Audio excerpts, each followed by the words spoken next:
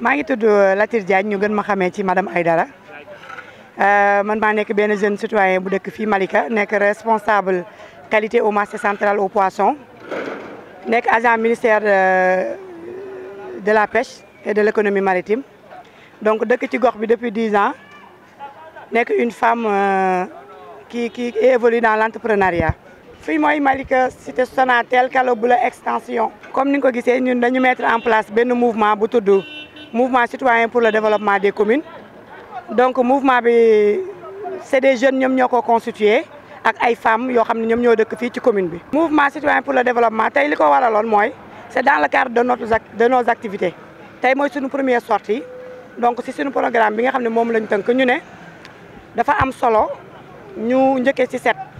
parce que set boo ko defee rek sa cadre de vie dafa bokk ci lu am solo ci doomu aadama Njaay ndax cadre de vie moom moo li nga ko jox rek moom la lay delloo sa cadre de vie nu mu mel rek daanaka yow mi dëkk ca milieu ba noonu nga mel donc ñu ne c'était important ñu waxtaan ak nit ñi sensibiliser leen ci wàllum set vu que zone bi ñu dëkk am jege na ba set mais set moom mooy li nga xam ni doomu aadama fu mu toll da koo war di si yëngatu léegi nag pour éviter nit ñi à ñu respecter seen cadre de vie loolu la waraloon mouvement bi commencé activité am par set setal lancé waale tamit boppam pour que nit ñi mën ko xam. c'est un mouvement national donc mais commencement bi Malika la nekk donc dans les autres communes am na parce que dañuy mouvement citoyen pour le développement des communes jeunes yëpp lañ ci wax jeune bu nekk ci commune ñu ngi lay woo si nga participer si sa développement commune. dañuy doog a door yaakaar nañ aussi à travers seen télé bi ñi ñu war a dégg dinañ ñu dégg jàppale ñu ay xale ñoo fi nekk ay ndaw yu engagé wu déterminé wu pour le développement de leur commune te ñu ngi ciy woo ñëpp aussi. ñu ngi tàllal ñëpp loxo di ñaan niñ ñëw jàppale ñu parce que on a des projets assez pertinents nous avons un programme de développement boo xamante ni bis buñ ko tëralee ci commune bi te maire bi jàppale ñu incha allah li ñu bëgg dinañ ko am ci commune bi.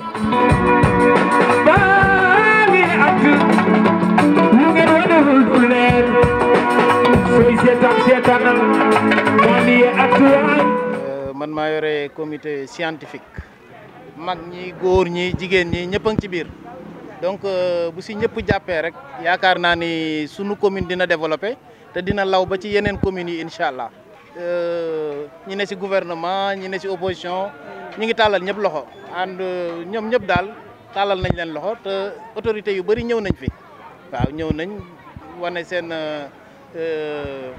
yëg-yëg ci mbir mi niñ ci kontaanee ba laal ci liggéey bi def si seen ñaq def si seen doole ak seen am-am. dem léegi nag li ci des moom ñun ñooy àggali buñ paree am na yeneen activités yu ñuy xaar incha allah.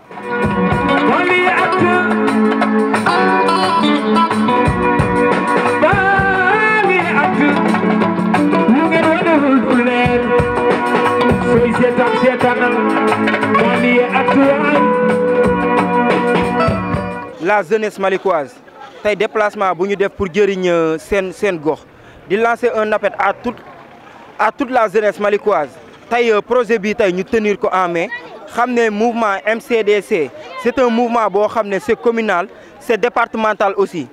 et ñu ngi si benn lancé peut-être demain ça pourra être un mouvement national donc di woo jeunes yëpp nañu ñëw xam ne tey liggéey Malika moo ñu ñor defar Malika aussi moo ñu ñor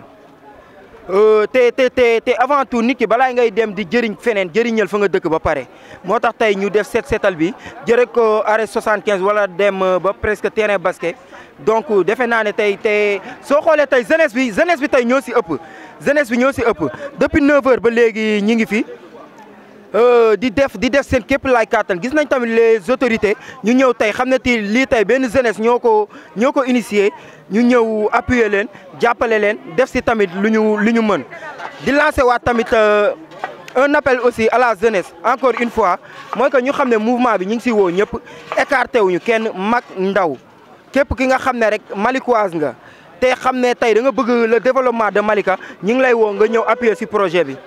di sant yéen waa banlieue Actu di rafetlu seen teewaay tey boo leen gisee journée bi nag waa MCDC ñoo organiser journée set setal ànd ceeg UCG ak dëkkandoo yi nga xam ne ñoo ngi ci gox beeg yooyu noonu MCD sax moom benn mouvement soutien pour le développement des communes mais tey bala ñoo développé commune bi moo ngi ñoo ngi koy njëkkee fii nga xam ne moom mooy suñu gox arrêt 75 bi jëm terrain basket ba mais suñu mébét mooy que ni tey fépp foo xam ni quartier la nekk ci biir commune bi ñu dugg fa def fa liñ fa war a def muy setal di éclairage di reboisement di lépp loo xam ni jëm na ci wàllu développement MCDC loolu moo ko yëkkati. man nag maa ngi tudd Assène bokk ci comité scientifique bi ànd ceeg suñu doyen Tall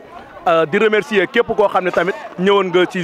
journée bi di remercier aussi tamit autorités yi nga xam ni ñëwoon nañ jàpp ci ak jeunesse yi nga xam ni wax dëgg yàlla ñëwoon nañ fekk ci suñu woote te wax dëgg yàlla am nañ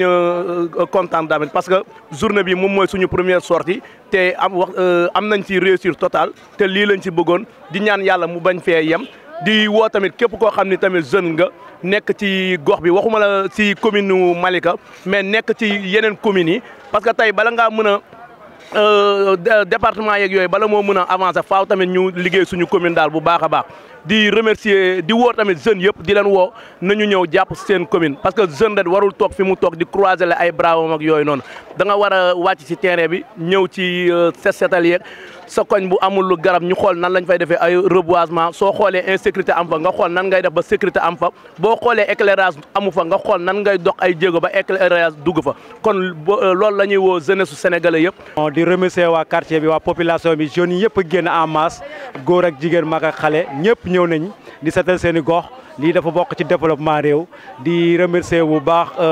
UCG vraiment ca kaw ca kanam. di ñaanal monsieur le coordinateur Abdou Karim Sow ak ay éléments mi yëpp éléments yi ñëwoon nañ fi ñu jàpp ci accompagner waa quartier bi waa population bi liggéey bu mucc ayib vraiment bon ñu ngi ci kontaan bu baax ñu ngi ci kontaan bu baax a baax di ñaanal waa population lii mooy réew lii mooy développement réew nit boo nekkee ci ab réew sa quartier da nga koy nettoyer parce que moom mooy priorité set dafa baax. set moom mooy priorité ci doomu aadama bon nag dafa bokk ci jaamu suñu borom moo ko santaani moo ko wax bon nag ñu ngi remercier ñëpp di remercier di profiter de passage di remercier Mass Thiam le directeur général vraiment jàngeen jëf Malika kontaan nañ ci yéen. La banlieue actu, la télé des surprises et du suspense.